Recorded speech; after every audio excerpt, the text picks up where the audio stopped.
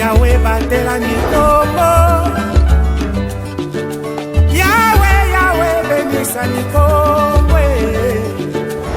Yahweh batela Nikongo.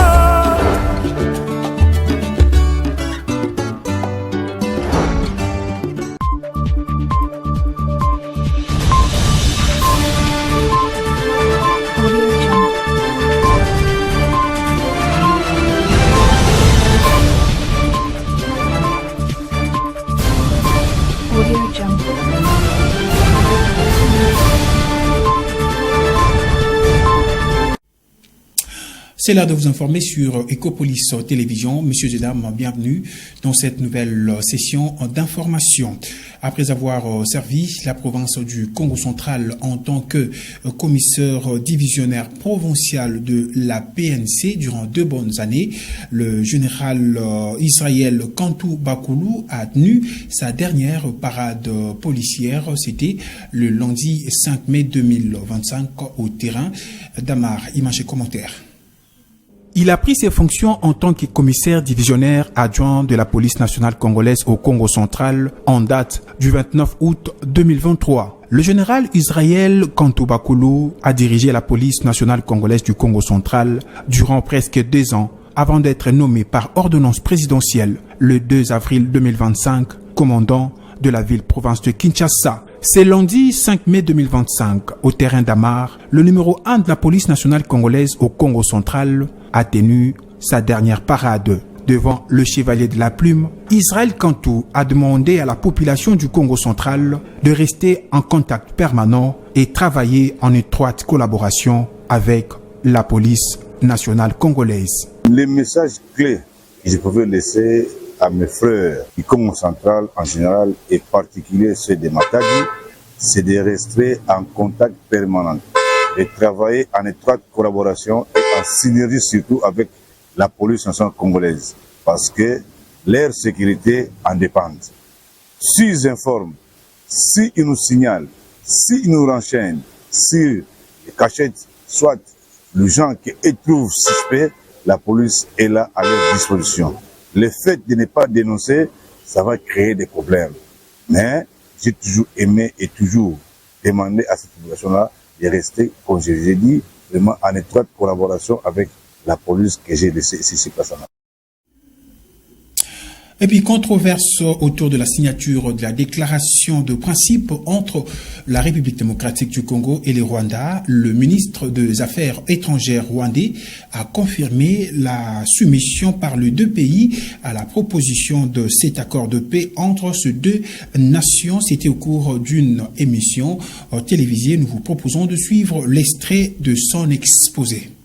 Chers journalistes, face aux défis auxquels notre nation est confrontée, votre rôle est plus crucial que jamais. Vous êtes les gardiens de la démocratie, les sentinelles de la vérité. Ceux qui, par leur rigueur et leur éthique, peuvent contrer ces vagues de désinformation. Vous êtes surtout les gardiens d'un espoir, celui d'un Congo libre, informé et debout. À vous, je lance aujourd'hui un appel solennel. Soyez les gardiens de notre mémoire collective. Dans les jours sombres, c'est votre plume, votre micro, votre image qui peuvent ouvrir les chemins de la lumière. Documentez les faits, donnez la parole aux victimes et refusez de céder à la peur ou à la manipulation. À cet égard, je salue particulièrement les efforts de ceux d'entre vous qui, malgré les risques, continuent de rapporter la vérité depuis le front et les zones sous occupation ennemie. Votre action est un pilier de la cohésion nationale, un rempart contre les discours de la haine. Elle est une arme passéaliste de ceux qui veulent faire de notre pays un champ de ruines et de mensonges. La nation se dressera toujours aux côtés de ces journalistes intègres, de ces médias responsables et de toutes celles et ceux qui refusent que la vérité soit mise à genoux. Mesdames et messieurs, corrigez avec moi, c'était plutôt dans sa casquette, dans sa qualité du président de la République démocratique du Congo, Félix Antoine Tshisekedi Tshilombo, à l'occasion de la 32e journée mondiale de la liberté de la presse lancée, a rappelé le rôle de journaliste à travers le monde. Je disais tantôt controverse autour de la signature de la déclaration de principe entre la République démocratique du Congo. Le ministre des Affaires étrangères rwandais a confirmé la soumission par les deux pays à la proposition de cet accord de paix entre ces deux nations. C'était au cours d'une émission télévisée. Nous vous proposons de suivre l'extrait de son exposé.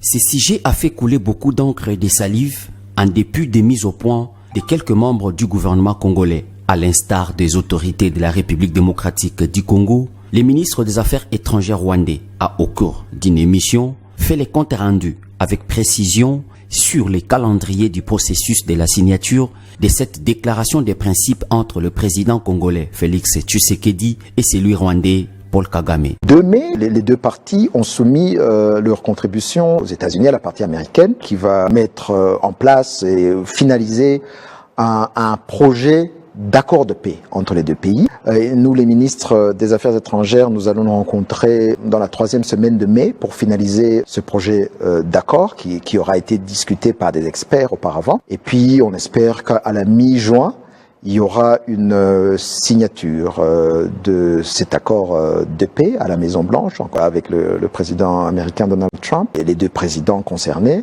mais également les présidents des pays qui ont joué un rôle dans la médiation. Il y a l'émir du Qatar, il y a le président togolais, bien sûr, qui est le médiateur africain, et aussi le président kenyan qui représente l'UAC, et le président zimbabwéen qui représente la SADC. Donc, on espère que si tout va bien, donc on aura un accord de paix qui va nous permettre d'aboutir à une paix définitive dans la région. Rappelons que la première rencontre entre ministres des Affaires étrangères a eu lieu le 28 avril à Washington. La RDC a été représentée par la Mineta Thérèse Kaikwamba Wagner. Et puis au chapitre de sport, belle victoire de la République démocratique du Congo contre la République centrafricaine lors de la 2e journée de la phase des groupes de la Coupe d'Afrique de nations de moins de 20 ans. 3 buts à 1, le détail avec le Zeno Lukanou. Les Léopards de la République démocratique du Congo ont concédé leur première victoire dans une phase finale de la CAN de moins de 20 ans. Après leur match nul lors de la première journée face au Black Satellite du Ghana, les Léopards U20 de la République démocratique du Congo ont battu les Fauves de la République centrafricaine sur la note de 3 buts à 1. Les hommes de Guy Boukassa ont été accueillis à froid en concédant un but de la 11e minute de jeu. Malgré ça, les Léopards U20 ont réussi à renverser la tendance peu avant la pause grâce à un but de Makanza après un penalty raté de Tony Talassi. Et en début de la seconde période, Makanza a récidivé et a signé son premier doublé dans une phase finale de cette compétition de jeunes. Le 3e but a été marqué par le capitaine Tanda. Le sélectionneur de Léopard U20 Guy Boukassa a livré ses impressions en conférence de presse après match. On est satisfait de ce match parce que à la fin c'est ce qu'on avait prévu de gagner et après on a quand même eu une entame assez difficile. Parce qu'on prend un but très tôt, qui arrive contre le compte du jeu, le cours du jeu, alors qu'on maîtrisait bien le match. Dans cette forêt de jambes, on a pris un but, on n'a pas perdu le contrôle, on est resté serein et on a pu revenir et gagner le match. Donc je suis très satisfait de mes joueurs. Maintenant, on va se servir de ce qui s'est passé aujourd'hui comme une fondation sur laquelle on va devoir bâtir un futur constant et régulier dans cette catégorie. Notons que le classement du groupe C est dominé par les Léopards avec 4 points plus D, suivi du Ghana avec 4 points plus 1, le Sénégal 3e avec 1 point moins 1 et la République centrafricaine dernière du groupe avec 1 point moins D. Le prochain match des Léopards est prévu le 8 mai prochain contre le Sénégal pour la dernière journée.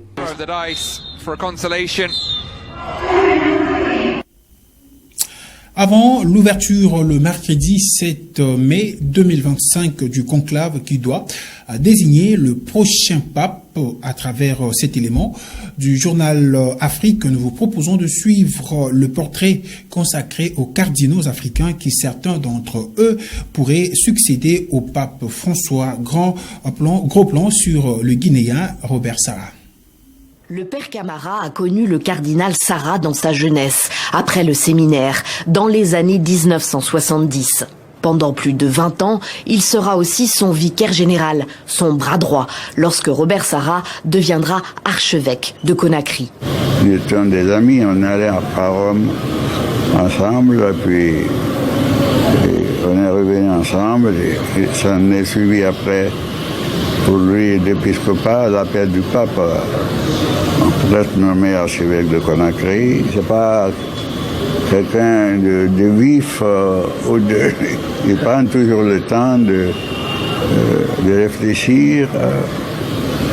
On réfléchissait ensemble. Robert Sarah est né dans la région de Boké, dans le nord de la Guinée, au sein d'une famille modeste et animiste. À 12 ans, au contact de missionnaires français, il embrasse la foi chrétienne et entre dans l'église. Au point d'être aujourd'hui l'un des 3 papabili africains, c'est-à-dire l'un des 3 cardinaux africains susceptibles de succéder à François au Vatican. Le Vatican où Robert Sarah vit depuis 2010, lorsqu'il a été créé cardinal. Sans oublier sa Guinée natale et cette cathédrale Sainte-Marie de Conakry où il a été ordonné prêtre en 1969 et où il revient régulièrement. La dernière fois, c'était en janvier et il a rencontré, comme à son habitude, le père Mansaré, président des prêtres de Guinée et animateur de radio à 16h. Pour lui, Robert Sarah est un guide, un exemple pour les catholiques de Guinée. Il a beaucoup étudié, il est plein d'expériences. Donc il voyage actuellement, il fait des conférences par-ci par-là. Et c'est quand vous lisez ces conférences, vous lisez ses écrits, voilà, et vous vous rendez compte que c'est un homme de cerveau. La population guinéenne compte entre 5 et 10% de catholiques. Alors bien sûr, la communauté, à l'image de Gérard Bangoura, qui a étudié la Bible au contact de Robert Sarah, espère beaucoup de lui, au-delà de la force du symbole de voir un Africain et un homme noir devenir pape. Nous sommes une minorité dans un pays à majorité musulmane, mais vraiment, il nous disait que nous sommes le sel de la terre et la lumière du monde. On n'a pas besoin d'un grand nombre pour changer ce pays. Il nous dit que vous pouvez, tenez à la vérité, vous pouvez changer ce pays. Il tient à conserver certaines valeurs de l'Église catholique. Les racines. Donc voilà un peu, on le compte souvent du côté des conservateurs, ainsi de suite, mais c'est un conservateur positif. Le cardinal Sarah se range en effet du côté des plus conservateurs au sein de l'Église catholique sur les questions liturgiques, mais aussi sociétales, comme le célibat des prêtres, le divorce ou l'homosexualité. Il était perçu comme le principal opposant au pape François. C'est par cette actualité de l'Église catholique romaine que nous mettons un terme à cette session d'information. Merci à vous, mesdames et messieurs, de l'avoir suivi et surtout restez branchés sur nos antennes car la suite de nos programmes continue. D'ici là, portez-vous bien.